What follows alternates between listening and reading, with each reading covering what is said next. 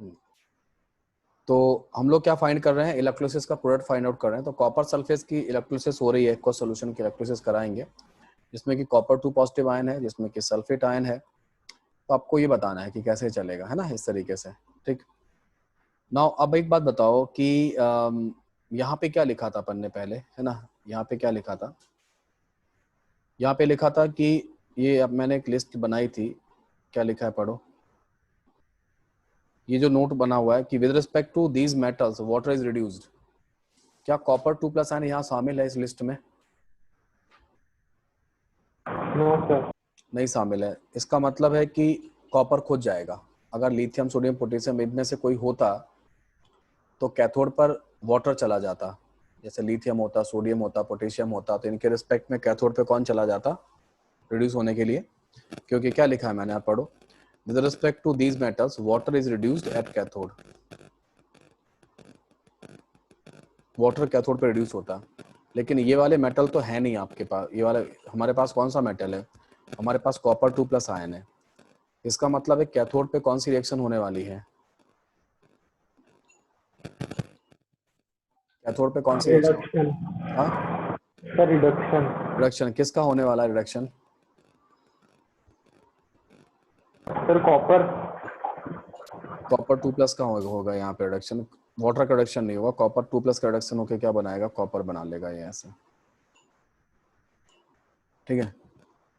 अब बात करते हैं एनोड की।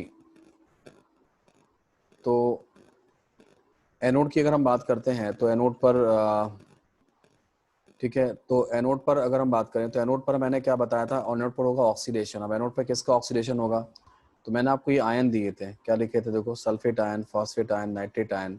With respect to these ions water is oxidise at anode, है ना। वाटर जो है ना एनोड पे क्या करेगा, ऑक्सीडाइज करेगा। तो आपके पास सल्फेट आयन है या नहीं है इस क्वेश्चन में, है ना, बोलो। हाँ, तो सल्फेट आयन यहाँ पे इस क्वेश्चन में आपको दिया गया है। तो सल्फेट आयन के रिस्पेक्ट, सल्फेट आयन नहीं जाएगा कहाँ पे, एनोड पे। कौन चला जाएगा इसके रिस्पेक्ट में, वाटर। वाटर चला जाएगा। और वाटर जाके ऑक्सीडाइज होगा, और वाटर के ऑक्सीडेशन से, कोई भी वाटर का ऑक्सीडेशन लिखो, किसी भी मीडियम में लिखो, उससे कोई फर्क नहीं पड़ता। ये अल्टीमेटली क्या बनाने वाला है, अल्टीमेटली ऑक्सीजन गैस बनाने वाला है। इस तरीके से जो कैथोड होगा, कैथोड पे कॉपर डिपॉजिट होगा। अगर हम ये बात करें तो हमारा जो आंसर होना चाहिए वो ये होना चाहिए कि कैथोड पर कॉपर डिपॉजिट होगा, यहाँ पे कॉपर डिपॉजिट होगा, ठीक है। और जो एनोड होगा, एनोड पर ऑक्सीजन गैस जो होगी वो रिलीज होगी, ऑक्सीजन गैस रिलीज हो जाएगी, ठीक है। ये ऑक्सीजन गैस जो है ना वो रिलीज हो जाएगी। बस समझ में आ रही नहीं आ रही है ना, इस तरीके से, ठीक है। सबको आगे समझ में, हाँ। और इलेक्ट्रोलिसिस के बाद पीएच पे क्या फर्क पड़ेगा, बढ़ जाएगा। बढ़ जाएगा। सॉल्यूशन कैसा हो जाएगा, एसिडिक या बेसिक? एसिडिक। एसिडिक। तो पीएच पीएच कम का, हो जाएगी, मतलब वैल्यू कम हो जाएगी। हाँ। तो आफ्टर, आप यहाँ पे एक स्टार मार्क करके और भी लिख सकते हैं कि after electrolysis, after electrolysis, after electrolysis जो है ना, ये solution become acidic, solution become acidic, ठीक है। और पीएच की वैल्यू कैसी हो जाएगी, लेस देन 7 हो जाएगी। तो इतना डिटेल में आपने इलेक्ट्रोलिसिस को समझ लिया, कर पाओगे आप लोग, है ना। दूसरा क्वेश्चन दो।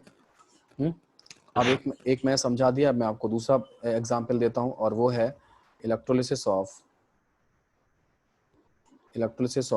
Aqueous, electrolysis of aqueous solution of silver nitrate, ठीक है। और ये कौन सी इलेक्ट्रोड है, इनर्ट इलेक्ट्रोड पे चल रही है ना। अभी मैंने रिएक्टिंग इलेक्ट्रोड पे तो काम ही नहीं किया, आपको केवल इनर्ट इलेक्ट्रोड पे ही काम करा रहा हूँ।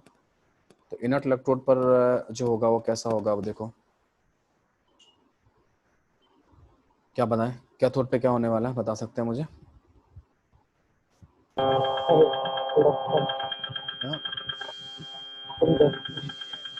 माइक बंद करो हर्षदीप। एजी जाएगा। हाँ, एजी जाएगा, वेरी गुड। एजी प्लस है, सबको समझ में आया, रुद्र समझ में आया, यस अथर समझ में आया, हाँ, ठीक है। ऋषि, अंशिका, सबको आया, समझ में नहीं आया? अंशिका नहीं है क्या? अंशिका तो क्या हुआ? हाँ, ये तो ठीक, गायब कैसे हुई?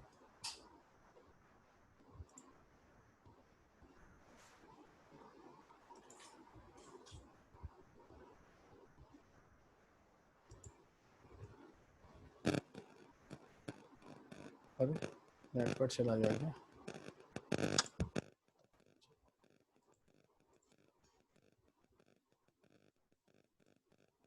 ठीक है, डन। तो यहाँ पे हमें ये बात समझ में आ गई कि हमें किस तरीके से इस पे काम करना है, ये बात समझ में आ गया। तो सिल्वर ये डिपॉजिट होगा क्या? तो एनोड पे क्या होने वाला है? एनोड पे क्या? वाटर। वाटर चला जाएगा। वाटर का क्या होगा? ऑक्सीडेशन होगा। वाटर के ऑक्सीडेशन से क्या बनता है? O2 बनता है और 4H+ बनता है और 4 इलेक्ट्रॉन बनता है, ऐसे करके ये रहेगा।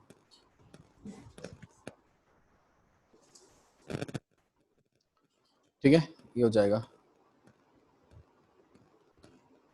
नेक्स्ट ये हो जाएगा, क्लियर है?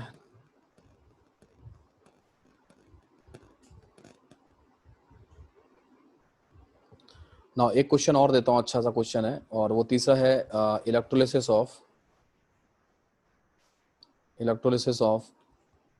NaNO3 aqueous.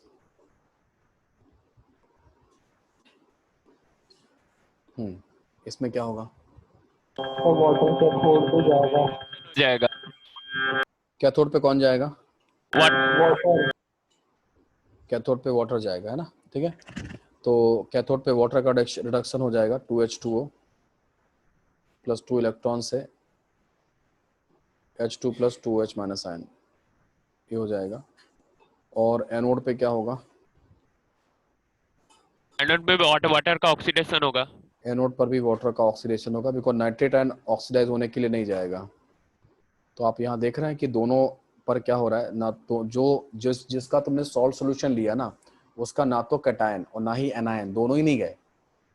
दोनों इलेक्ट्रोड पे पहुंचे ही नहीं। Na+ आयन सेफ पड़ा हुआ है पानी में, ऐसे ही कैसा। नाइट्रेट आयन भी ऐसे का ऐसा पड़ा हुआ है, कुछ नहीं हुआ इसका, इसकी जगह पे वाटर चला गया। तो एनोड कैथोड पे क्या होगा? आप इसके केस में क्या आंसर लिखोगे? इसके केस में आप आंसर लिखोगे कि at cathode hydrogen gas is released, और इसके केस में जो एनोड होगा उसमें क्या लिखोगे? At anode oxygen gas is released. Oxygen gas is release, है ना? एनोड पर क्या होगा? ऑक्सीजन गैस जो है ना वो रिलीज हो जाएगा। आ रहा है बात समझ में? इस तरीके से ये रहता है। तो यहाँ पर एनोड और कैथोड जो गैस है ना, इस तरीके से बनेगा। और what about the nature of solution after electrolysis, क्या हो जाएगा? बता सकते हैं मुझे? Nature of solution after electrolysis. Before electrolysis क्या था? सोडियम नाइट्रेट का सॉल्यूशन कैसा होगा? Acidic, basic, neutral? न्यूट्रल। हाँ, न्यूट्रल। बिफोर इलेक्ट्रोलिसिस क्या होगा? बिफोर इलेक्ट्रोलिसिस सोडियम नाइट्रेट का जो सॉल्यूशन होगा वो क्या होगा? हाँ, वो न्यूट्रल होगा। क्यों न्यूट्रल होगा? PS7 होगा। क्यों न्यूट्रल होगा? स्ट्रॉन्ग एसिड स्ट्रॉन्ग बेस का सॉल्ट है। Yes, strong acid strong base का सॉल्ट है। NaOH is the strong base और HNO3 is the strong acid. Strong acid strong base का सॉल्ट होने से क्या होगा? इसकी एनायनिक और कैटायनिक हाइड्रोलाइसिस नहीं होगी, तो PS7 आएगा बिफोर इलेक्ट्रोलिसिस। ठीक है, so what about after electrolysis? Acidic. After electrolysis क्या होगा? हाँ तो न्यूट्रल हाँ, एसिडिक। एसिडिक क्यों बता रहे हो? कौन कौन बता रहा है एसिडिक? अरुण, एसिडिक क्यों बता रहे हो? 4 H प्लस निकले और हम्म 2 H माइनस, तो नहीं, 2 आप गलत सोच रहे हो स्वप्न। ये यहाँ 2 मल्टीप्लाई करना पड़ेगा आपको जब सेल रिएक्शन बनाओगे तो फिर आपको। तो न्यूट्रल आएगा। न्यूट्रल है। हाँ, नेट इलेक्ट्रॉन क्या करने पड़ेंगे बोलो? Equal। कैंसिल आउट करने पड़ेंगे ना। ये 4 इलेक्ट्रॉन्स जो क्रिएट करेगा, वो कौन क्रिएट करेगा? 4 मोर इलेक्ट्रॉन्स एनोड क्रिएट करेगा। तो कैथोड को कितने मिलेंगे? कैथोड तो ना क्रिएट करता है, कैथोड को 4 मोर इलेक्ट्रॉन मिलेंगे। कौन देगा? इलेक्ट्रॉन देने की जिम्मेदारी तो एनोड की ही होती है ना, ऑक्सीडेशन प्रोसेस की तो होती है ना। देने की जिम्मेदारी, इसकी जिम्मेदारी जो है ना अगर हम बात करें इसका इलेक्ट्रोड देने जो ये इलेक्ट्रॉन देने की जो जिम्मेदारी है वो किसकी होती है, वो तो किसकी होती है बोलो, है ना, वो एनोड की ही होती है ना। तो इसलिए यहाँ पे भी 4 इलेक्ट्रॉन हो जाएंगे, चिंता मत करो। यहाँ पे भी कितने कितने हो जाएंगे बोलो, 4 OH आयन हो जाएंगे। तो ये 4 OH आयन हो जाएंगे और ये 4 H+ आयन है, तो दोनों मिलके क्या हो जाएंगे, न्यूट्रल हो जाएंगे। तो आफ्टर इलेक्ट्रोलिसिस भी जो NaNO3 एक्वस सोल्यूशन है वो कैसा रहने वाला है, वो न्यूट्रल रहने वाला है। So these are some basic concept हैं जो कि आपसे पूछे जाते हैं किसमें, इलेक्ट्रोलिसिस वगैरह में। कुछ क्वेश्चन बेसिक कॉन्सेप्ट अभी बताएं। न्यूमेरिकल पे भी हम लोग नहीं पहुंचे हैं, न्यूमेरिकल पे जस्ट आने वाले हैं इसी के बाद, तो न्यूमेरिकल पे चलते हैं ना, ठीक है। सो यहाँ तक कोई दिक्कत नहीं, किसी को कर लोगे। तो हमारे यहाँ पे जो टॉपिक खत्म हो रहा है वो खत्म हो रहा है कि हमने इलेक्ट्रोलिसिस सीखी है, कहाँ पे सीखी। पहले तो इलेक्ट्रोलिसिस का फंडा सीखा है, कैसे होता है इलेक्ट्रोलिसिस, फंडा सीखा, इलेक्ट्रोलाइटिक सेल के बारे में समझा, पोलरिटी वगैरह के बारे में समझा, चार्जिंग डिस्चार्जिंग के बारे में समझा, है ना, वो सब समझ लिया। और हमारा जो इलेक्ट्रोलिसिस एट इनर्ट इलेक्ट्रोड वाला पार्ट है ये खत्म हो रहा है। कर लोगे आप लोग ये वाला पार्ट, है ना, ठीक है। ये सुनो, यहाँ तक कोई दिक्कत नहीं है ना। नाउ हम लोग हम हेडिंग लिखते हैं और जो है ना उसमें चलते हैं। और ये है हमारा ये electrolysis on reacting electrode, electrolysis on reacting electrode, electrolysis on reacting electrodes. Reacting electrodes पे इलेक्ट्रोलिसिस की अगर हम बात करते हैं तो यहाँ पे होगा। इलेक्ट्रोलिसिस ऑन रिएक्टिंग इलेक्ट्रोड्स की डिस्कशन पे जाएं तो क्या होता है इसका केस में देख लो। तो इलेक्ट्रोलिसिस ऑन रिएक्टिंग इलेक्ट्रोड्स में जो है ना किस तरीके से सिचुएशन आती है उसके लिए डिस्कशन करते हैं। तो मैं पहला आपको एक एग्जांपल देता हूँ और वो देता हूँ आपको electrolysis of aqueous NaCl solution using mercury cathode and graphite anode।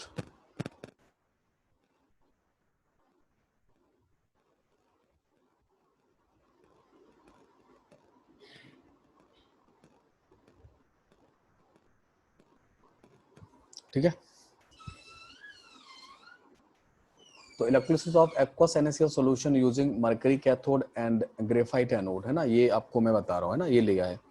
So mercury is a different electrode, mercury electrode use किया जा रहा है आपकी बार।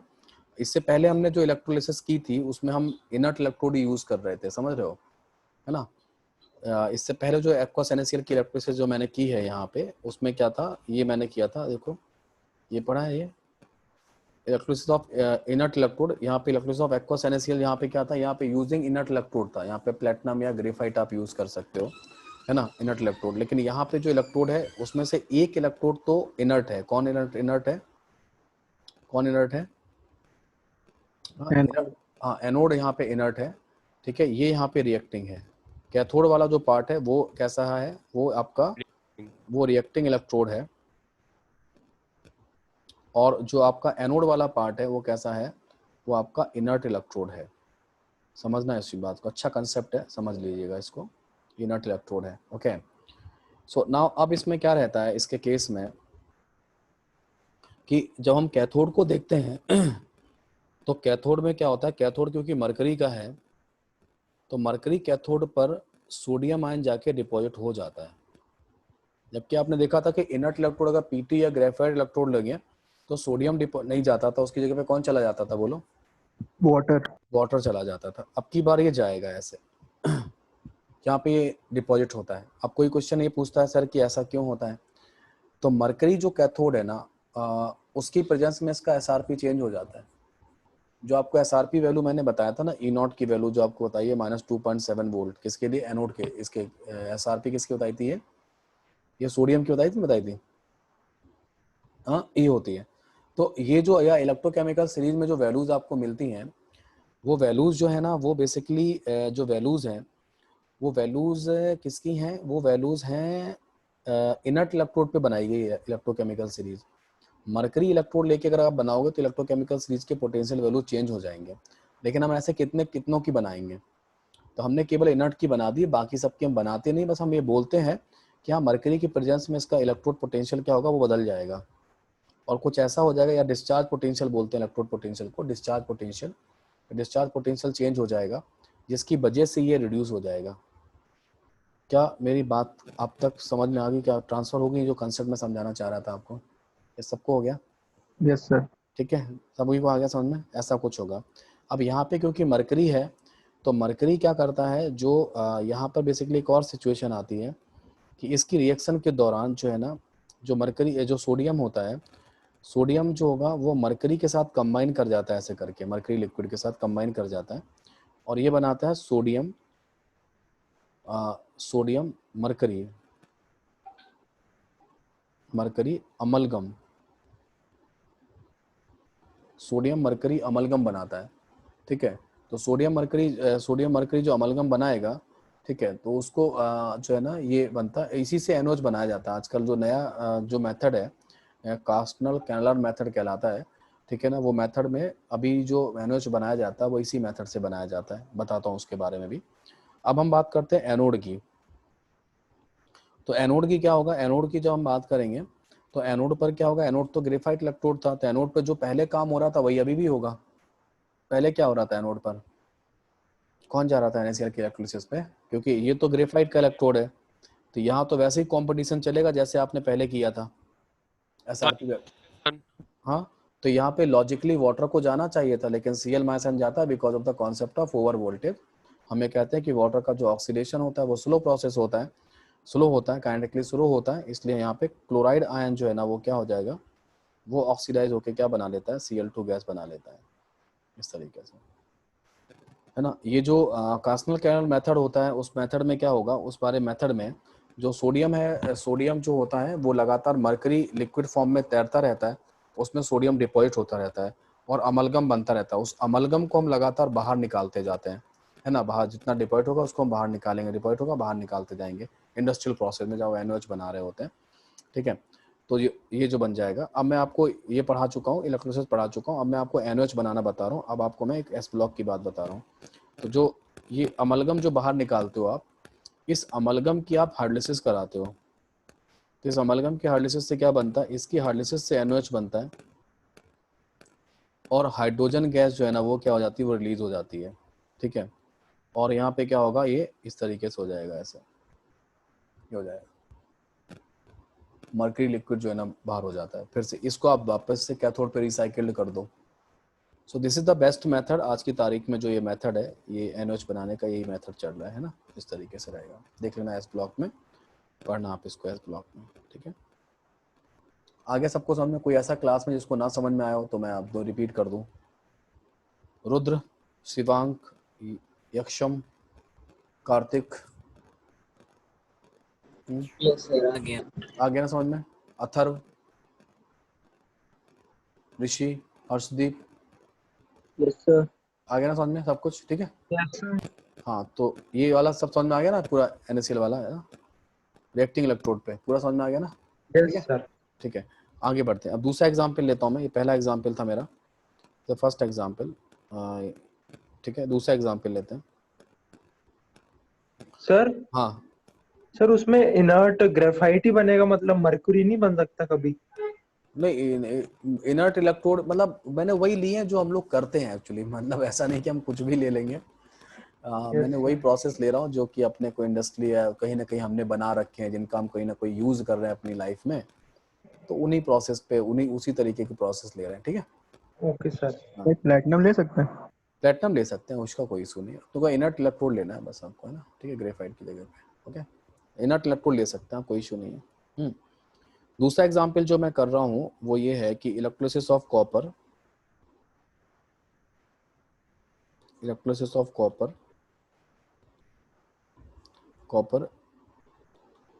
using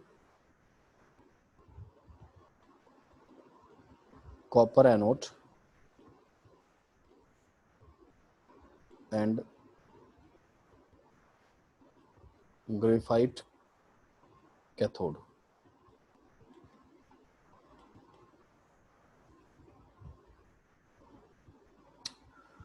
ये हो जाएगा, है ना।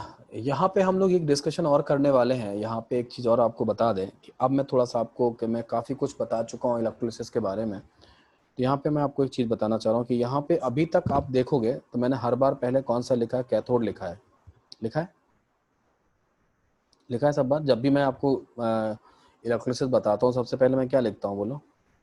कैथोड। कैथोड लिखता हूँ। लेकिन रियलिटी ये है कि हमें सबसे पहले एनोड लिखना चाहिए। ऐसा क्यों? हाँ, ऐसा इसलिए कि एनोड पे क्या होता है, ऑक्सीडेशन। ऑक्सीडेशन से क्या बनता है, कैटायन या इलेक्ट्रॉन। कैटायन बनता है। वो कैटायन कहाँ आ सकता है, सोल्यूशन में आ सकता है। कैथोड। हाँ, मान लो कोई एनोड है और उस एनोड पर हम, एनोड से एक आयन आता है यहाँ पे, कोई कैटायन निकल के आता है यहाँ पे, ठीक है, और आपके सॉल्यूशन में कोई ए प्लस आयन प्रेजेंट है, तो आपको तो ऐसा लग रहा है कि ए प्लस आयन का जाके डिपॉजिट हुआ कैथोड पे, लेकिन एक्चुअली ऐसा भी हो सकता है कि एम प्लस आयन यहाँ आए और उसकी पॉसिबिलिटी बन जाए यहाँ डिपॉजिट होने की, और आप उस पर तो गौर ही नहीं कर रहे क्योंकि आप एनोड लिख नहीं रहे हो, क्योंकि आप एनोड से लेकर आ नहीं पा रहे हो, तो आप कभी कभी मिस कर सकते हो इस चीज़ को। इसलिए मेरा सजेशन हमेशा यही रहेगा कि आप सबसे पहले किसको लिखोगे, एनोड। एनोड को।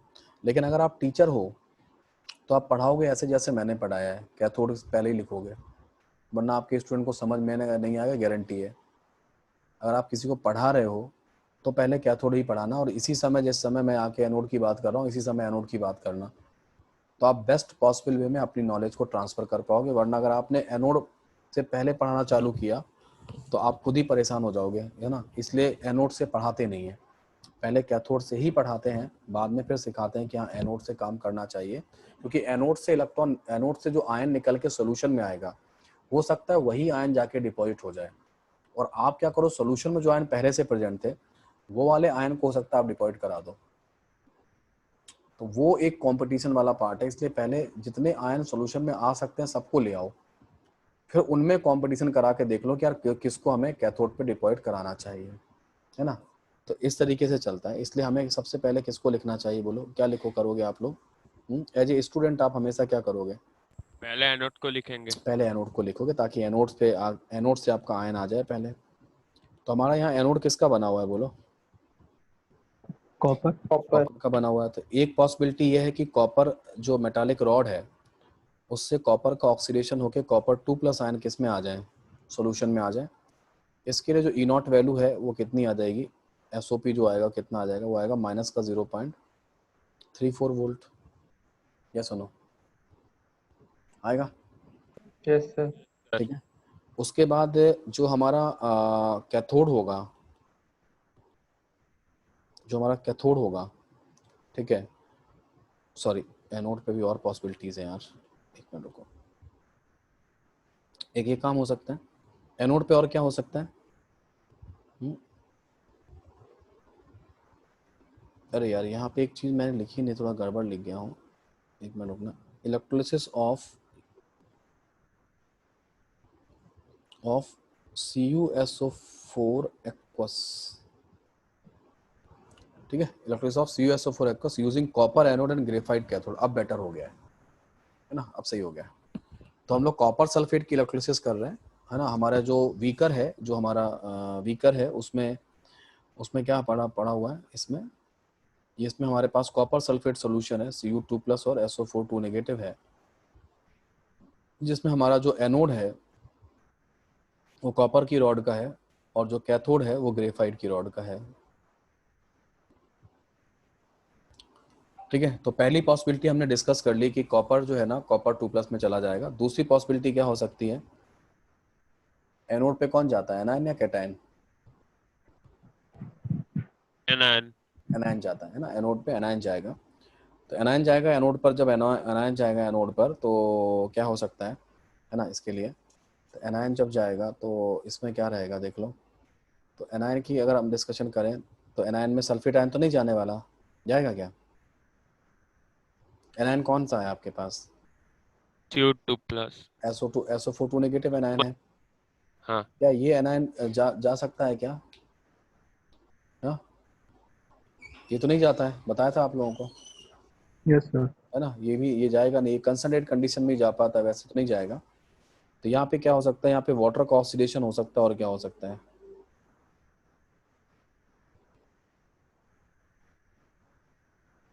ऐसा हो जाएगा। और वाटर का ऑक्सीडेशन अगर आप देखोगे तो क्या होगा, वो कितना होगा, वो -0.83 वोल्ट हो जाएगा। तो इन दोनों में कौन सी पॉसिबिलिटी चेक करोगे, कौन सा आना चाहिए? सर कॉपर का। कॉपर का ही ऑक्सीडेशन होगा, ठीक है। अब आते हैं कैथोड पर, यानी कि एनोड पर क्या होगा, एनोड पर कॉपर का ऑक्सीडेशन होकर कॉपर 2+ आयन क्या होगा, सोल्यूशन में आएगा। अब आते हैं किस पे, एनोड पर। तो एनोड पर क्या होगा, एनोड पर जो होगा वो क्या होगा, एनोड पर, सॉरी एनोड तो मैंने बता दिया, कैथोड की बात करते हैं। तो कैथोड पर अगर डिस्कशन करें तो कैथोड पे होगा रिडक्शन। अब रिडक्शन किसका हो सकता है उसको देख लेते हैं, है ना। तो रिडक्शन किसका हो सकता है, पहला तो हो सकता है जो कॉपर 2+ आयन आया था पानी में, ये आया ना अभी, यहाँ से आया था, ठीक है। वो कॉपर 2+ आयन जो है ना, एक पहले से भी था, वो इलेक्ट्रॉन लेके क्या कर सकता है, कॉपर बना सकता है ऐसे। दूसरा वाटर। वाटर का रिडक्शन हो सकता है, वाटर का रिडक्शन हो जाएगा, ये लेके H2 gas plus 2H minus बना सकता है। इसका जो E0 ऑफ SRP है, क्योंकि रिडक्शन करा रहे हो तो 0.34 वोल्ट है। और इसका जो SRP है जो है ना, वो क्या हो जाएगा, E0 ऑफ SRP जो होगा वो क्या हो जाएगा, इसका हो जाएगा माइनस का 0.83 वोल्ट हो जाएगा, है ना। तो इसमें से कौन सा होना चाहिए इन दोनों में से, फर्स्ट वाला। फर्स्ट वाला होना चाहिए। तो बेसिकली यहाँ पे होगा क्या कि जो कॉपर रॉड है, वो कॉपर रॉड से कॉपर 2+ आयन सोल्यूशन में आएगा, समझ में आया, कॉपर रॉड से कॉपर 2+ आयन सोल्यूशन में आएगा, और वहीं से उठ के कहाँ चला जाएगा, ग्रेफाइट पे जाके डिपॉजिट हो जाएगा। That called copper plating. जो चांदी का पानी या कॉपर का पानी नहीं चढ़ाते थे लोहे वगैरह पे, है ना, वो तरीका है जो पॉलिशिंग होती है ना, ठीक है। कॉपर प्लेटिंग है, सिल्वर प्लेटिंग जो होती है, वो इसी प्रोसेस से होती है। जिस भी सब्सटेंस को आपको किसी दूसरे मेटल के ऊपर में क्या करना होता है, प्लेट करना होता है, उसके ऊपर चढ़ाना होता है, डिपॉजिट कराना होता है, वो मेटल आप रख लो एनोड पर। तो उसके एनोड से क्या होगा, वो आयन निकल निकल के सोल्यूशन में आएंगे, और उसको उठा के फिर क्या करोगे, कैथोड पे जाके डिपॉजिट करा दो।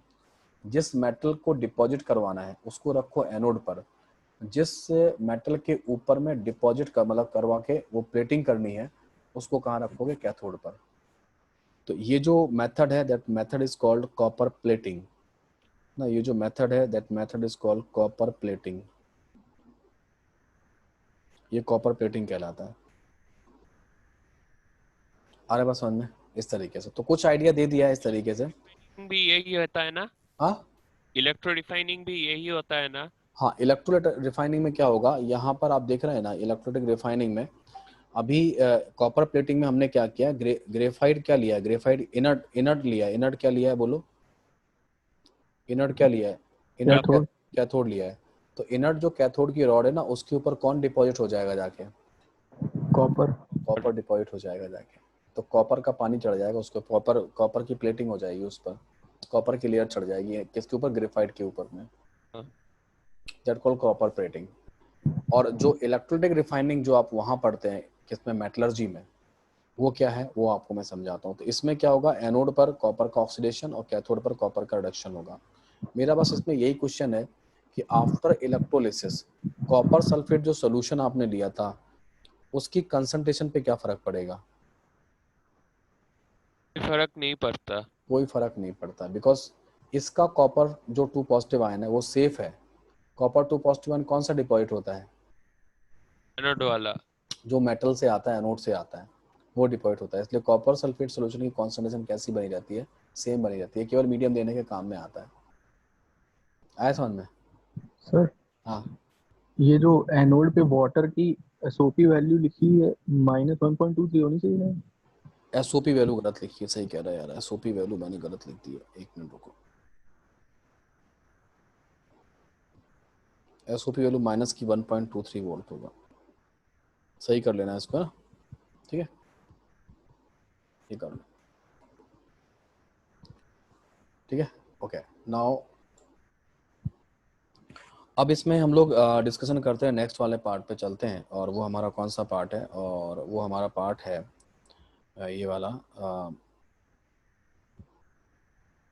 क्या कहते हैं इसको, ऑक्सीडेशन, हाँ, electrolysis of copper sulphate aqueous.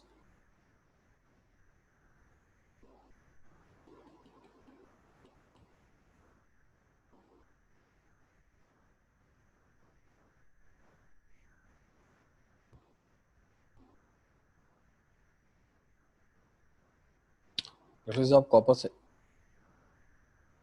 electrolysis of copper sulfate aqueous using copper anode and copper cathode। तो ऐसे केस में भी क्या होगा, अब आप डायरेक्ट याद रख लेना, मतलब जब इस तरीके की सिचुएशन जब भी आए, सिल्वर इलेक्ट्रोड हो, कॉपर इलेक्ट्रोड हो, मतलब उसी में उस जिसका मतलब, मैं तो आपको सिंपली एज बता देता हूँ, आपको ज़्यादा प्रॉब्लम नहीं है, सब पढ़ा रहा हूँ मैं, दैट इज़ ओके। लेकिन आपको ऐसा सिचुएशन मिल जाए जैसे कॉपर के इलेक्ट्रोड हैं, कॉपर इलेक्ट्रोड, समझ रहे हो, और कॉपर सल्फेट का सॉल्यूशन, सिल्वर इलेक्ट्रोड्स हैं, सिल्वर नाइट्रेट का सॉल्यूशन है,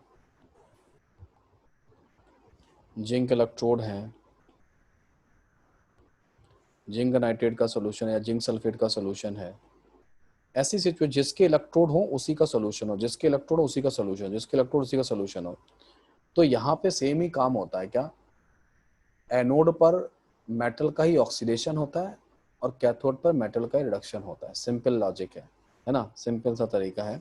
यहाँ पे क्या होगा, यहाँ पे जो हमने एग्जाम्पल लिखा है वहाँ पे एनोड पर क्या होगा, एनोड पर कॉपर का होगा ऑक्सीडेशन, कॉपर का होगा ऑक्सीडेशन,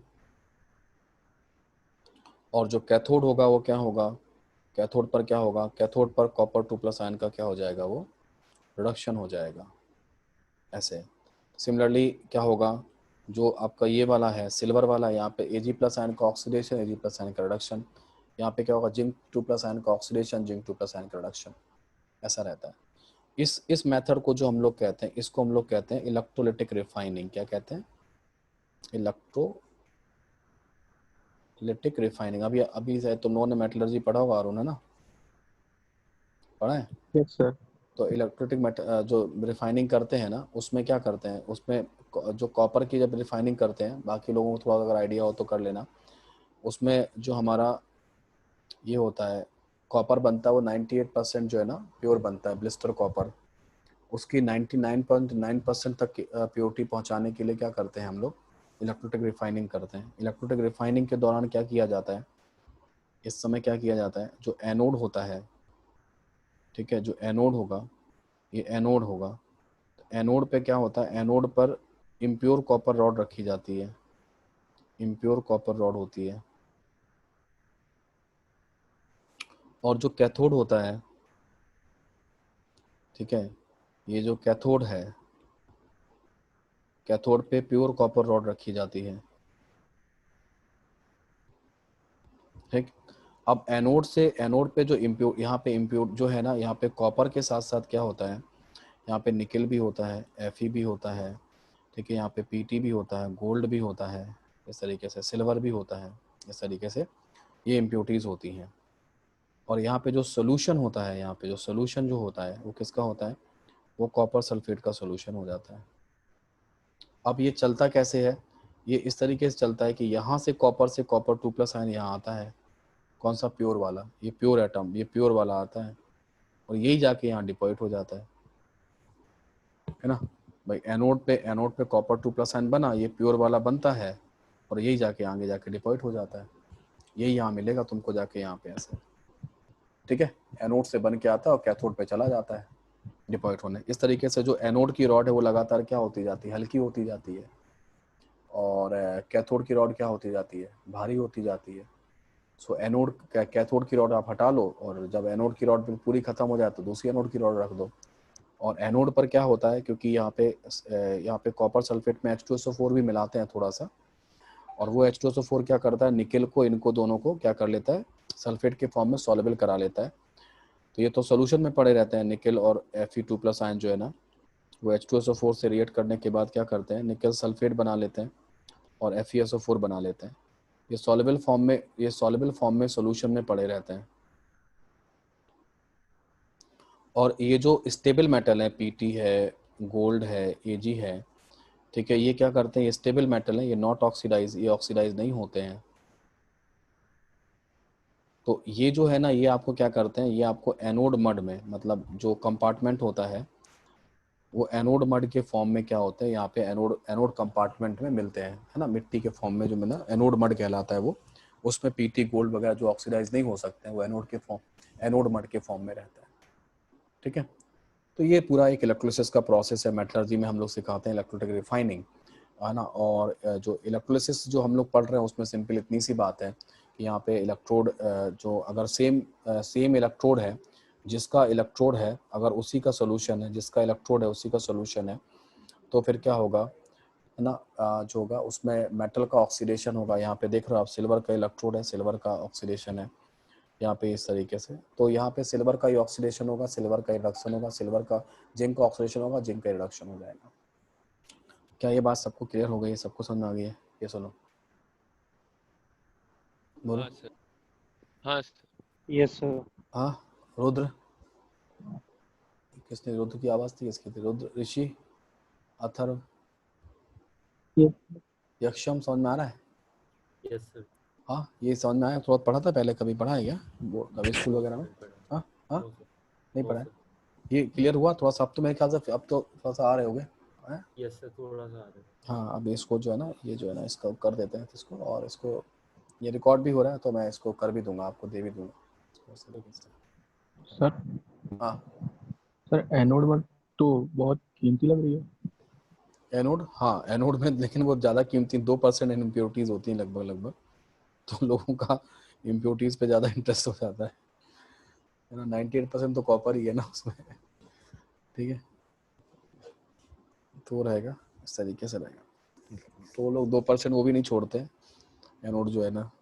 ठीक है, किस तरीके से रहेगा। तो ये सब बताया होगा अरुण, अभी इसमें मेटलर्जी में ये सब पढ़ा है आप? यस सर, बताया था।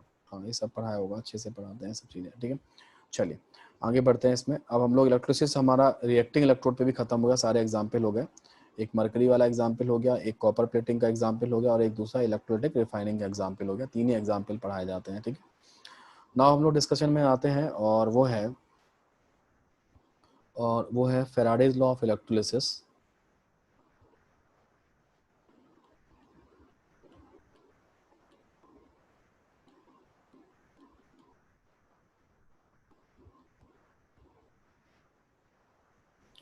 ठीक है, Faraday's law of electrolysis, Faraday ने, बहुत पुराने लॉ हैं इलेक्ट्रोलिसिस के, और बहुत पहले फेराडे ने बहुत पहले साइंस में इन्होंने क्या कर लिया था, ये डिस्कवरी कर ली थी कि सॉल्यूशन के अंदर कंडक्टेंस पाई जाती है। और इसी को देखकर जो विलियम क्रोक्स थे, उन्होंने फिर आगे बढ़ना, काम को आगे बढ़ाया, और उन्होंने कहा कि यार हो सकता है कि गैसेस में भी इलेक्ट्रिकल कंडक्टेंस पाई जा सकती है। और उन्होंने कैथोड रे की डिस्कवरी की थी कि अगर हम एक्वस सॉल्यूशन में इलेक्ट्रिकल कंडक्टेंस पा सकते हैं तो क्यों ना हम गैसेस में भी इलेक्ट्रिकल कंडक्टेंस को खोजें।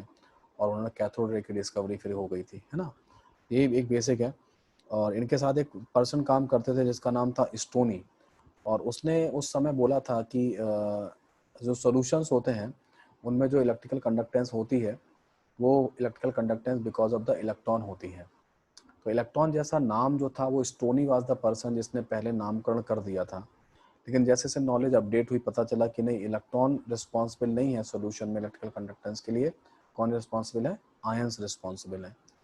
ठीक है, तो फिर चीज़ें करेक्ट हो गई, और इलेक्ट्रॉन जो नाम था फिर प्रॉपर इलेक्ट्रॉन को ही मिल गया। आयन, अभी हम यहाँ पे आयन को इलेक्ट्रॉन बोला करते थे, फिर बाद में जाके फ्यूचर में जब हम लोग आगे बढ़े, कैथोड रे की डिस्कवरी हुई, और फिर ये थॉमसन एक्सपेरिमेंट वगैरह जब आया, तब हम प्रॉपरली इलेक्ट्रॉन को इलेक्ट्रॉन बोलने लगे, है ना। वरना इलेक्ट्रॉन के नाम में भी कन्फ्यूजन था लोगों को। ठीक है, फिर इलेक्ट्रॉन और आयन आ गया। तो ऐसा कुछ डिस्कवरी है किसकी, फेराडेज लॉ ऑफ इलेक्ट्रोलिसिस की। तो इसका जो फर्स्ट लॉ है वो क्या कहता है, हम लोग फर्स्ट लॉ की बात करते हैं। फर्स्ट लॉ कहता है कि इनका सीधा फंडा ये है कि जितना भी चार्ज आप पास करोगे या जो भी मास डिपॉजिट होगा या लिबरेट होगा कैथोड पर, वो डायरेक्टली प्रोपोर्शनल टू होगा चार्ज पास्ट, है ना। तो होना भी चाहिए ऐसा। तो आप ये कहते हैं कि mass deposited at cathode, generally cathode पे डिपोजिशन ही होता है और एनोड पे गैस लिबरेट होती है, ज़्यादातर ऐसा ही होता है, इसीलिए ये लैंग्वेज यूज की जाती है, मास डिपॉजिटेड एट कैथोड। और और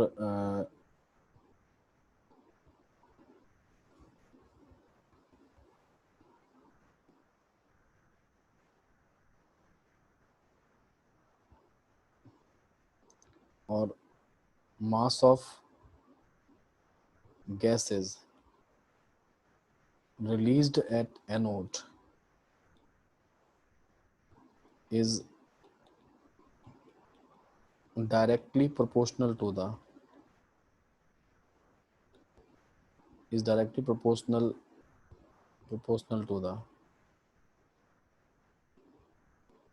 quantity of charge pass।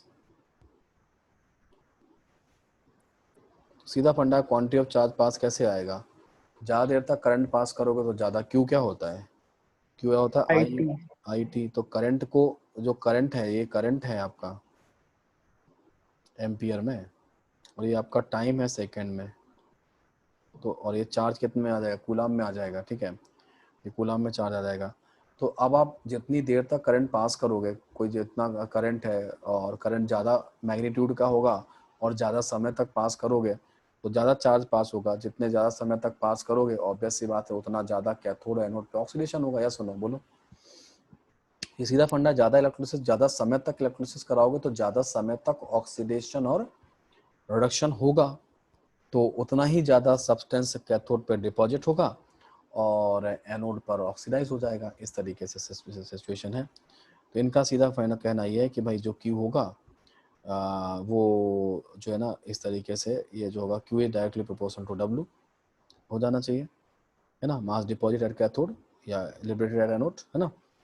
तो इनका कहना है कि डब्ल्यू इक्वल टू क्यू की जगह इन्होंने लिख दिया आई इंटू टी, फिर उन्होंने प्रोपोर्शनल टी साइन हटाया और इसके बाद जेड लगा दिया, तो क्यू बराबर जेड आई टी करके एक फॉर्मूला बन जाता है। जेड को हम लोग कहते हैं इलेक्ट्रोकेमिकल इक्विवेलेंस। जेड जो कहलाता है इसका कांस्टेंट, ये कांस्टेंट होता है, और इस कांस्टेंट का नाम जो हम देते हैं वो क्या देते हैं? वो होता है इलेक्ट्रोकेमिकल इक्विवेलेंस। सर सर अगर कोई मास डिपोजिशन हो रहा है तो जरूरी है कि गैस लिबरेट होएगी एनोड पे? नहीं नहीं, ऐसा नहीं है। क्या दो, जैसे अभी आपने इलेक्ट्रोनिक रिफाइनिंग देखा था, तो वहाँ पे एनोड पे एक मेटल बन रहा था ऑक्सीडेशन से, और कैथोड पे डिपोजिशन। कैथोड पे मोस्टली डिपोजिशन ही होता है, एनोड पे लिबरेशन होता है। तो गैस लिबरेट होगा या आयन बन के आ जाएगा, रिलीज एनोड पे रिलीज होता है। Yes sir. तो वो रिलीज गैस भी हो सकती है और वो मेटल आयन भी हो सकता है, ऐसा है, ठीक है। Yes sir. वो है। तो इसका अगर आपको वैल्यू चाहिए इलेक्ट्रोकेमिकल इक्विवेलेंस जेड, तो आप क्या करो, आई इक्वल टू 1 एम्पियर रख दो और टी इक्वल टू कितना रख दो, 1 सेकेंड रख दो। तो जो भी मास डिपॉजिट होगा वो जेड के बराबर आ जाएगा। That become the electrochemical equivalence, है ना। तो इस तरीके से आप जेड का वैल्यू जो है ना, इलेक्ट्रोकेमिकल सेल, जो भी आप electrolytic cell, sorry not the electrochemical cell, it is the electrolytic cell, electrolysis के दौरान आप जेड की वैल्यू निकाल सकते हैं by using 1 ampere current for 1 second. So you will get that Z, value of Z. जो भी मास डिपॉजिट होगा वो क्या होगा, जेड के बराबर आ जाएगा, ठीक है। ये इनका क्या था, ये इनका फर्स्ट लॉ था। अब हम लोग आते हैं सेकेंड लॉ पे, है ना। तो सेकेंड जो लॉ था वो था Faraday second law.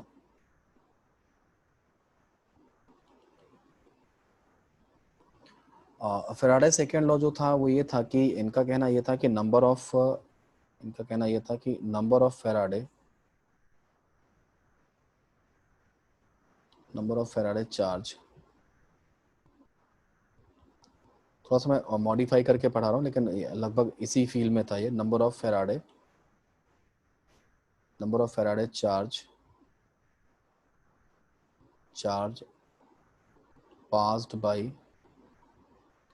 passed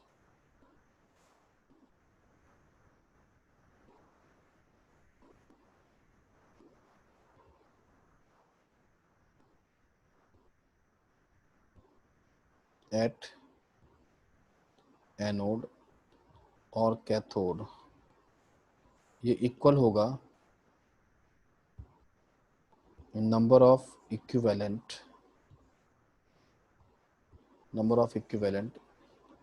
reaction taking place at anode और कैथोड ये हो जाएगा। ठीक है, तो इस तरीके से रहने वाला है। So number of Faraday charge pass at anode और cathode is equal to number of equivalent reaction taking place at anode और कैथोड। मतलब जितने फैराडे चार्ज आप पास करोगे उतने ही इक्विवेलेंट रिएक्शन जो है ना कैथोड एनोड पर होगी। हमारी क्लास में कोई ऐसा है जिसको इक्विवेलेंट ना आता हो? इक्विवेलेंट ये टर्म समझ में आता है? ये वाला टर्म जो है ये लिखा हुआ है। Yes sir. अथर्व आता है तुमको इक्विवेलेंट? अथर्व, हर्षदीप, ऋषि, रुद्र, यक्षम?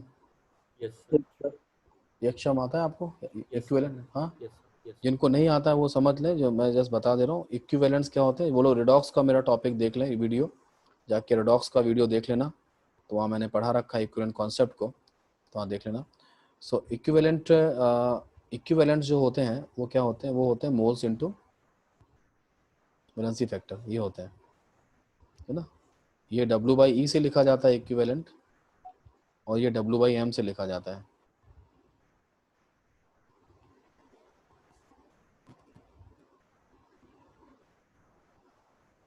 ठीक है, ओके। सो ये रहेगा। So number of Faraday charge pass at anode equal to, है ना, ये इस तरीके number of equivalent object taking place in reaction हो जाएगा। ये क्या होता है?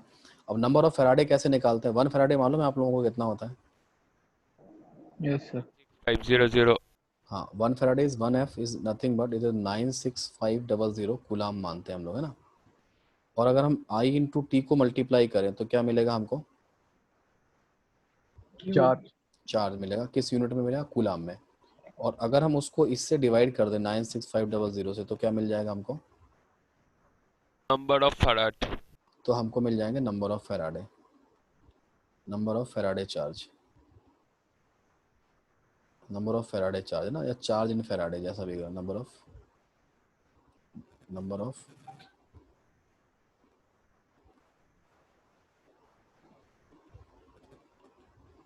ये हमको मिल जाएगा। ठीक है, जितना ये मिलेगा उतना ही W/E मिलेगा आपको कहाँ पे? उतने इक्विवेलेंट कहाँ पे रिएक्शन होगी? एनोड पर, और उतनी ही चीज जो यहाँ पे क्या होगी? कैथोड पर हो जाएगी। मतलब कैथोड और एनोड की कौन सी इंफॉर्मेशन को इक्वल किया जा सकता है? मोल की या इक्विवेलेंट की? इक्विवेलेंट। हाँ, इक्विवेलेंट की इंफॉर्मेशन को आप कैथोड के जो इक्विवेलेंट होंगे वही एनोड के इक्विवेलेंट होंगे। वो इक्विवेलेंट वाली इंफॉर्मेशन जो है ना वो आप बराबर कर सकते हैं, लेकिन अगर दोनों जगह वैलेंसी फैक्टर सेम है तो फिर मोल भी बराबर हो जाएंगे। या सुनो, बोलो। तो सेल के अंदर जो इंफॉर्मेशन एनोड और कैथोड की इक्वल की जा सकती है वो कौन सी होती है? वो उसके इक्विवेलेंट्स होते हैं, है ना। वो उसके इक्विवेलेंट्स होते हैं, उनको आपस में आप क्या कर सकते हो? बराबर कर सकते हो। या सुनो, बात क्लियर हो रही है? हाँ, बोलो। Yes sir. सबको आगे समझ में है ना? कोई दिक्कत नहीं है ना इस वाले पार्ट पे? चलिए, तो यहाँ पे आपको कंप्लीट कर लिया हमने। ऐसा कुछ यहाँ पे रहता है। मतलब कहने का ये है, ऐसा कुछ है कि अगर आपने 10 फराडे चार्ज आपने पास किया, इस बात का क्या मीनिंग निकालते हो आप सेल के अंदर? कि आपने 10 फराडे आपने चार्ज बैटरी से चार्ज पास कर दिया। 10 फराडे ऐसे समझ लो कि 10 मोल इलेक्ट्रॉन पास किए। हाँ 10 मोल इलेक्ट्रॉन, मतलब आपने 1 एम्पियर करंट को 10 सेकेंड के लिए पास कर दिया। सो नहीं, ऐसे नहीं होगा। 10 फराडे तो बहुत ज़्यादा चार्ज हो जाएगा ना। 10 फराडे का मतलब हो गया ये 96500 इतना कूलम, है ना, इतना हो जाएगा। ठीक है, इस तरीके से। तो इतना चार्ज आपने पास कर दिया। 1 फराडे जब 10 फराडे चार्ज आप पास कर दोगे, है ना, तो क्या होगा? एनोड पर क्या होने वाला है? एनोड पर क्या होने वाला है आपको? एनोड पर आपको 10 इक्विवेलेंट रिएक्शन टेक प्लेस, ये इसका मीनिंग है। कैथोड पे क्या होगा, कैथोड पर भी 10 इक्विवेलेंट रिएक्शन टेक प्लेस, ये होने वाला है। कैसे, जैसे मैं आपको एक एग्जांपल देता हूँ। Let's say we are dealing with silver nitrate solution. Silver nitrate solution एक सेल है सिल्वर नाइट्रेट सॉल्यूशन का, है ना, एक्वस है ना, ये इसका है ना। इसके सॉल्यूशन में हमने यहाँ पे इलेक्ट्रोड जो है ना वो ग्रेफाइट के इलेक्ट्रोड्स हैं, वो ग्रेफाइट के इलेक्ट्रोड्स हैं। और हमने एक एक्सटर्नल सर्किट से हमने क्या किया, 10 फैराडे करंट चार्ज पास कर दिया। ये पास 10 फैराडे जो है ना वो हमने चार्ज पास किया है ना। एक काम करते हैं, बहुत टूटे फूटा हो गया है, इसको सही करते हैं थोड़ा, रुको।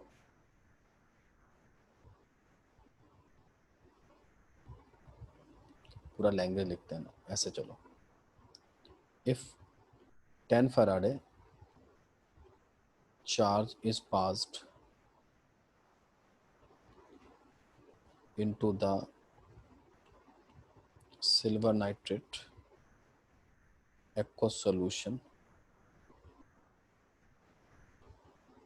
using inert electrodes,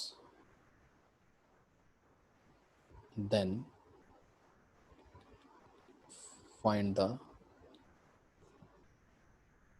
mass of product formed at anode and cathode. So this is the question. ठीक है, हमने कितना फैराडे चार्ज पास किया, 10 फैराडे चार्ज पास किया है। और 10 फैराडे जो चार्ज पास किया है वो 10 फैराडे चार्ज जो पास किया है उसमें हम पूछ रहे हैं कि एनोड और कैथोड पे कितना मास बनेगा। ये हमारा क्वेश्चन है। सबको क्वेश्चन समझ में आ गया है ना। तो पहला चैलेंज हमारा क्या रहेगा कि हमें ये पता करना कि कैथोड एनोड पे बनेगा क्या। तो ये तो मैं बता चुका हूँ आपको, सिल्वर नाइट्रेट की इलेक्ट्रोलिसिस में कैथोड एनोड पे क्या बनेगा, कैथोड पे क्या बनेगा सर Ag। हाँ Ag बनेगा। किस रिएक्शन से, Ag प्लस प्लस इलेक्ट्रॉन लेके Ag बनेगा, सिल्वर डिपॉजिट होगा। ओके, और एनोड पे क्या होगा, सो H2 का वाटर का ऑक्सीडेशन हो जाएगा, O2 plus 4H plus plus 4 electron. ठीक है, तो अब आपको क्या करना है, ये प्रोडक्ट पता चल गया, इसके बारे में ये पता चल गया और इसके बारे में ये पता चल गया, ये दो सब्सटेंस आपको बने। और कितने फैराडे चार्ज पास कर रहे थे आप, 10 फैराडे। तो 10 फैराडे जो चार्ज पास कर रहे हैं तो इसका मतलब है कि 10 इक्विवेलेंट ये बनेगा, ये फॉर्म्ड होगा, और 10 इक्विवेलेंट ये फॉर्म्ड होगा। ये मैं कह रहा था कि दोनों इन्फॉर्मेशन जो इक्विवेलेंट वाली है सेम ही है। ये देखो 10 तो ये भी यहाँ भी 10 है। आ रहा बात समझ में, क्या ये इन्फॉर्मेशन आपको समझ में आ रही है। ये जो इन्फॉर्मेशन जो आप हो रही है ये देख रहे हो आपने, ये 10 है और यहाँ भी 10 है, तो दोनों का 10-10 आपस में सेम हो रहा है इस तरीके से। ठीक है, ये मैं जो कह रहा था, अगर आपने 10 फैराडे चार्ज पास किए तो 10 इक्विवेलेंट रिएक्शन कहाँ होगी, टेक प्लेस एट एनोड, और 10 इक्विवेलेंट रिएक्शन कहाँ होगी, एट कैथोड। दोनों के 10 इक्विवेलेंट है, लेकिन हमें इक्विवेलेंट नहीं बताना था, हमें क्या बताना था, बोलो क्या बताना था, बोलो मास ऑफ प्रोडक्ट बताना है। तो मास बताने के लिए आपको क्या चाहिए होगा, पहले आपको वैलेंसी फैक्टर चाहिए होगा। मुझे कोई बताएगा सिल्वर का वैलेंसी फैक्टर कितना आएगा, 1 कैसे बताया, 1 चार्ज चेंज इन ऑक्सीडेशन का चार्ज। हाँ, चेंज इन ऑक्सीजन निकाल लो, या फिर एक काम कर सकते हो, बढ़िया से सबसे अच्छा सेफ मेथड है कि 1 मोल के लिए कितने मोल इलेक्ट्रॉन ट्रांसफर है ना। वैलेंसी फैक्टर का जो सबसे बेस्ट डेफिनेशन है वो है number of moles of electron transfer for 1 mole of substance. 1 mole substance के लिए कितने मोल इलेक्ट्रॉन ट्रांसफर है। तो यहाँ पे 1 मोल Ag दिख रहा है आपको, और कितने मोल इलेक्ट्रॉन ट्रांसफर है, इलेक्ट्रॉन का कोफिशिएंट कितना है, 1 ही तो है, तो इसका आंसर 1 आ जाएगा। अब इसमें बताओ O2 में कितना आएगा वैलेंसी वेक्टर, और हाँ 1 मोल के लिए कितना कितना इलेक्ट्रॉन ट्रांसफर दिखाई दे रहा है, 4 दिखाई दे रहा है। हाँ। यस सर तो अब आप यहाँ लिख दो इसके लिए, अब आप कर सकते हो ऐसे 8 हो जाएगा। कि यहाँ पे सिल्वर हो गया और यहाँ पे O2 हो गया, गैस यहाँ पे वैलेंसी वेक्टर कितना हो गया 1, यहाँ वैलेंसी वेक्टर कितना हो गया 4। यहाँ पे कितने फैराडे, कितना 10 इक्विवेलेंट, यहाँ पे कितना 10 इक्विवेलेंट। ठीक है, अब आपको मैंने बताया था कि जो इक्विवेलेंट होता है वो क्या होता है, मोल इंटू वैलेंसी फैक्टर होता है, बोलो होता है। तो अगर वैलेंसी फैक्टर को इक्विवेलेंट में डिवाइड करोगे तो कहाँ पहुँच जाओगे, मोल्स। तो मोल्स में पहुँच जाओगे। ठीक है, तो एक काम करता हूँ 10 को डिवाइड करता हूँ 1 से, तो क्या बन जाएगा, मोल। किसके बन जाएंगे, सिल्वर के। ये सुनो, वैसे यहाँ पे 10 डिवाइड बाई 4 करोगे तो मोल किसके बन जाएंगे, O2 के। हाँ ठीक है, और मोल से मास तक कैसे पहुँचते हैं, मोल से मास कैसे बनाते हैं, multiply molar mass. Multiply molar mass. यहाँ पे एटॉमिक है तो 108 से मल्टीप्लाई कर दो। ठीक है, तो आ जाएगा 1080 ग्राम, और ये हो जाएगा into 32, that become 80 gram.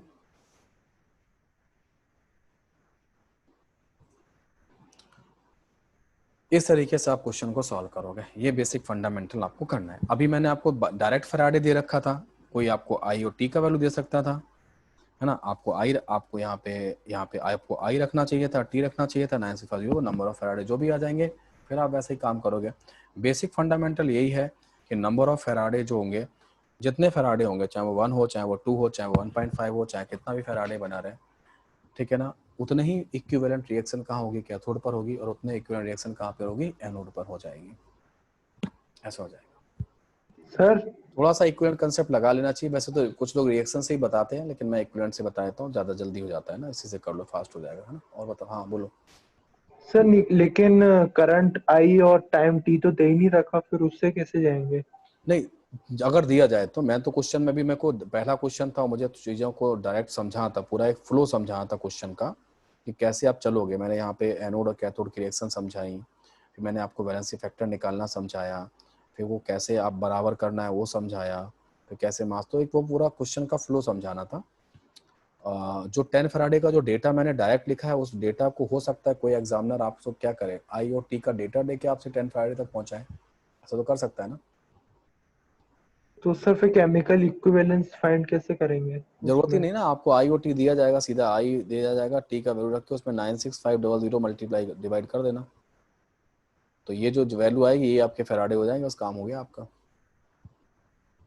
Okay sir. उसी से आपका काम हो जाएगा। केमिकल इक्विवेलेंस आपको निकालना है तो आप उससे निकाल लेना, आई इक्वल टू 1 रख देना, जेड इक्वल टू 1 रख के निकाल देना, है ना। ठीक है, यस सर। ऐसे कर लेना। या फिर आप एक काम और कर सकते हो, अगर आपको लगता है कि सर ऐसे निकालना है, तो एक तरीका और भी है कि आपको मैंने बताया कि भाई आई इंटू टी अपॉन 96500 जो होता है वो W/E के बराबर होता है, या सुनो बोलो। Yes sir.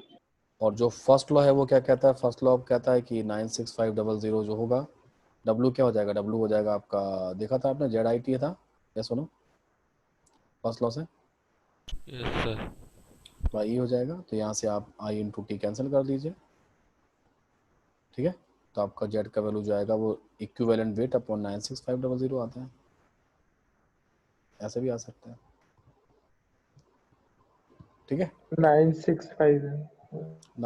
उल्टा लिख दिया, 6 पहले लिखना था, तो यहाँ पे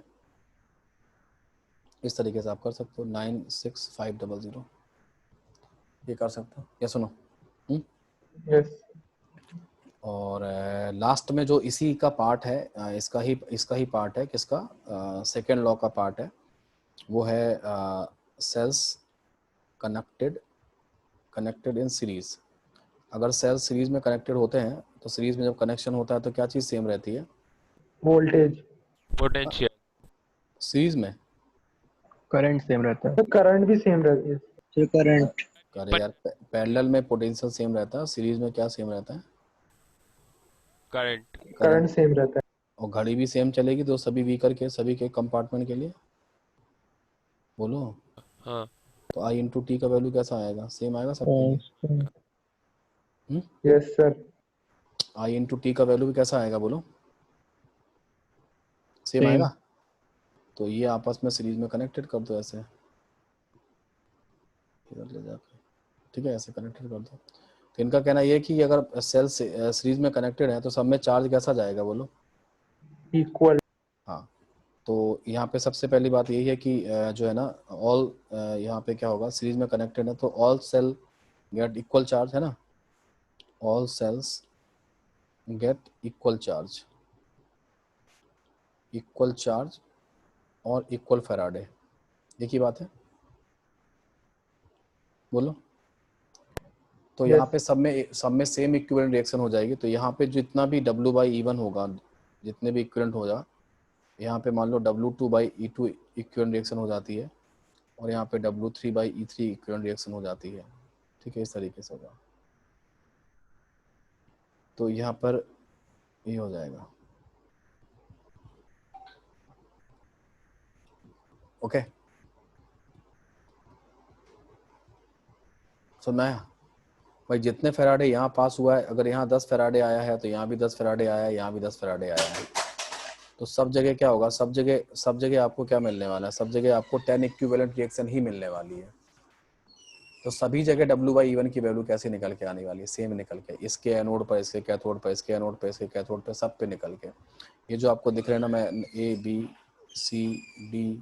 ABCDEF जितने भी मैंने इलेक्ट्रोड के नाम लिख दिए, ABCDEF कर दिए, सभी ABCDEF पे कितने इक्विवेलेंट रिएक्शन होने वाली है, बोलो। 10 इक्विवेलेंट निकलने, जितने भी चार्ज पास करोगे होगा, हो जाएगा। सो ये है बेसिकली इलेक्ट्रोलिसिस का जो है ना फंडा, पूरा का पूरा फैराडे लॉ ऑफ इलेक्ट्रोलिसिस होता है, सेकेंड लॉ जो होता है, ये पूरा का पूरा हो गया। अब हमारा जो काम है वो इस टॉपिक में न्यूमेरिकल करना है। तो न्यूमेरिकल हम लोग नेक्स्ट क्लास में कर लेंगे, इसको स्टार्ट कर, नेक्स्ट क्लास जो भी होगी उसमें न्यूमेरिकल ही करेंगे। तो ये वाला पार्ट भी खत्म, और हमारा उसका लास्ट पार्ट 2 लेक्चर और लगेंगे हमको कंडक्टेंस खत्म करने में, तो कंडक्टेंस कर लेंगे, ठीक है ना। हाँ सर। तो ये हो जाएगा। चलो भाई, हो गया आज का क्लास कंप्लीट, है ना। इसके आगे नेक्स्ट क्लास में पढ़ाएंगे आपको। सर डाउट का कोई फैसिलिटी है? मुझे बहुत डाउट अभी रह गया है, सॉलिड स्टेट का, गैसियस स्टेट का, और वहाँ पर मेटलर्जी का भी कुछ क्वेश्चन में मुझे डाउट आ गया।